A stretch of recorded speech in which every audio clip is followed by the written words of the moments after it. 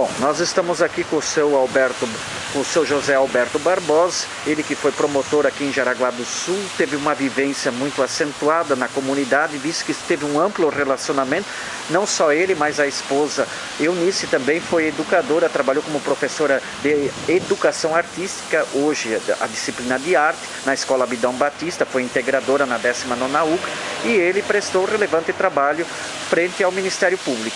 E ele deu um brinde a Jaraguá do Sul em 2010. Em 2011 vai materializar e vai lançar um livro que trata da trajetória de vida do historiador Emílio da Silva, que foi, além de historiador, ele também foi professor. Barbosa, qual é a novidade a respeito disso?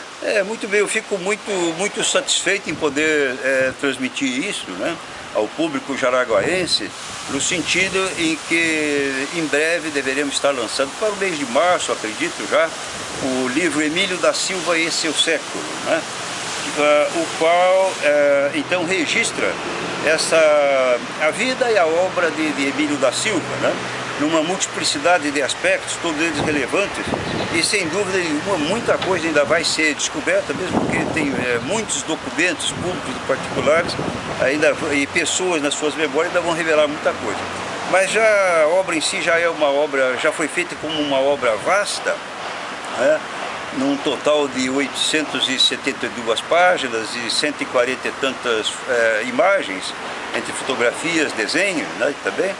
Isso aí tem uma importância muito grande para a preservação não apenas da memória de Emílio da Silva, mas mais fundamentalmente ainda como assim, um patrimônio a ser aproveitado, manipulado, desenvolvido pela própria comunidade. O livro faz um chamamento para o vasto acervo de documentos de Emílio da Silva que constam no Arquivo Histórico Eugênio Vitor Schbeck e também no Museu Histórico de Jaraguá do Sul Emílio da Silva, né?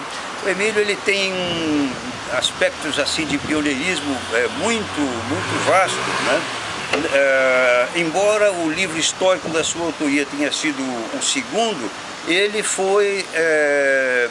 passou dados, passou elementos para o Frei Aurélio Stutzer, que lançou então o primeiro livro, né? E o próprio Frei Aurélio agradece a esse esforço do Emílio.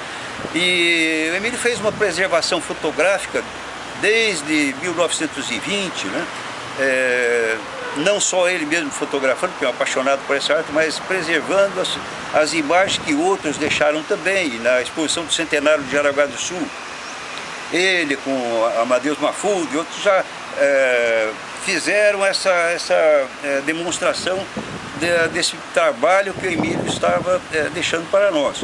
Mas, em muitos outros aspectos, o meu livro, por exemplo, ele constitui assim, uma revelação, né, daquilo que era bastante desconhecido pelo público, da vivência do Emílio da Silva no Planalto, né?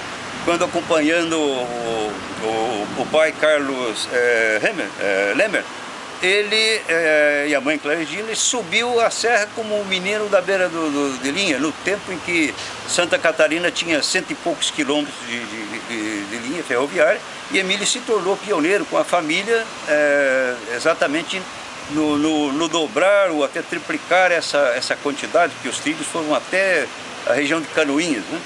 E o Emílio deixou, a respeito da passagem dele pelo Planalto, deixou algo escrito da memória também, aspecto muito interessante.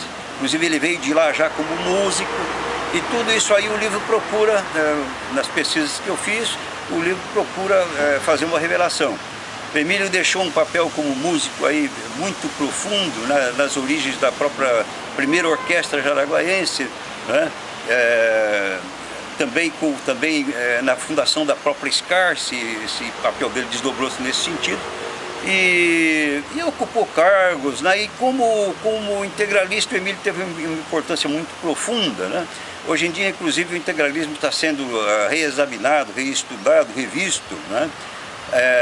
Para que se tire dele só aquelas críticas daqueles que eram inimigos do integralismo. Hoje os historiadores estão fazendo um trabalho mais isento a respeito dos chamados camisas verdes, e o esse meu livro faz muitas revelações sobre isso também, inclusive faz uma análise do pensamento dos maiores integralistas brasileiros, grandes nomes, como foi o caso não só do Plínio Salgado, mas ao seu Amoroso Lima, o Tristão de Ataíde, e uma série de outros juristas, pessoas que grande contribuição deram para a cultura brasileira.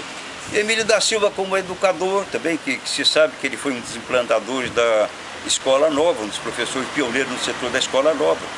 E tudo isso aí, então, é de uma importância muito grande, em grande parte já explorada, já conhecida. E o livro também faz uma revelação do Emílio como toponomista, por exemplo, a preservação da memória histórica do porquê esse morro, esse rio, né, ou essa localidade tem esse ou aquele nome. E, então é um trabalho de preservação histórica que eu estou procurando chamar a atenção para esse setor, né? E muitos outros aspectos da sua vida, todos eles interessantes.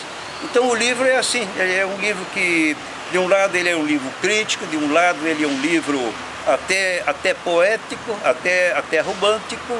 Ele surgiu como uma solicitação do meu confrade, presidente da época, presidente do Instituto Histórico e Geográfico de Santa Catarina, o Carlos Humberto Pederneiras Correia, que veio a falecer agora na passagem do ano e infelizmente não vai estar, então, não poderá presenciar o lançamento do livro, que partiu de uma ideia dele, não como livro, mas que ele enviasse obras da autoria de Emílio da Silva para o Instituto Histórico e Geográfico de Santa Catarina e que lhe remetesse um breve apanhado de dados biográficos de Emílio. E isso foi feito, só que eu já tinha uma vivência desde que passei a residir em Jaraguá do Sul em 1959, já conhecia o Emílio. Ou melhor, quando comecei a frequentar Jaraguá. E desde 73, quando passei a residir em Jaraguá do Sul, já tive uma intimidade grande com o Emílio. A gente conversava muito sobre o tema histórico e geográfico, desde o tempo do Fórum Velho.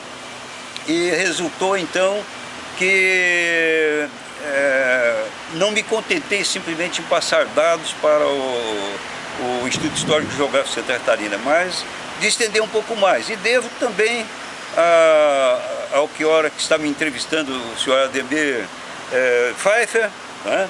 Também ao seu Nico Canuto, a Silvia Tossi Quito, uma quantidade enorme de pessoas de Jaraguá do Sul, familiares, amigos do Emílio da Silva, que foram me incentivando, me apontando rumos novos, me cobrando mesmo que me aprofundasse mais num ou no outro setor, que não olvidasse isso e aquilo. Então resultou realmente um livro de grande porte, né? E no qual a importância maior dele, eu acredito, é a sua proposta de que seja criada uma fundação Emílio da Silva, sejam feitos estudos, se desenvolvam monografias a respeito de Emílio da Silva e que se institua também um prêmio Emílio da Silva para o desenvolvimento cultural em Jaraguá do Sul. Da mesma forma como também proponho que se crie uma fundação Eugênio Vitor Schmeck e um prêmio Eugênio Vitor Schmeck, isso já quanto ao arquivo histórico, para que haja tais estímulos, né? Tá certo então, seu Barbosa, realmente é um relato assim bastante sucinto. Eu creio que a obra seja bastante abrangente, visto de que eu fiz a revisão, né? Fiz umas observações, algumas considerações, algumas contribuições e depois a gente vai falar numa outra etapa pelos capítulos do livro, tá? Visando justamente contribuir com as redes sociais para que as pessoas possam entender, tá? Esse conjunto, tá? De época que formou então a vida centenária desse personagem, que foi educador, que foi um cidadão público atuante também na Secretaria da Educação de Jaraguá do Sul e também em governos como do próprio seu Piazeira, que o Joaquim Piazeira, passou por o governo do Tenente Leônidas Cabral Hebster e por último Arthur Miller. Perfeitamente. Tá certo. Muito obrigado. Muito obrigado também.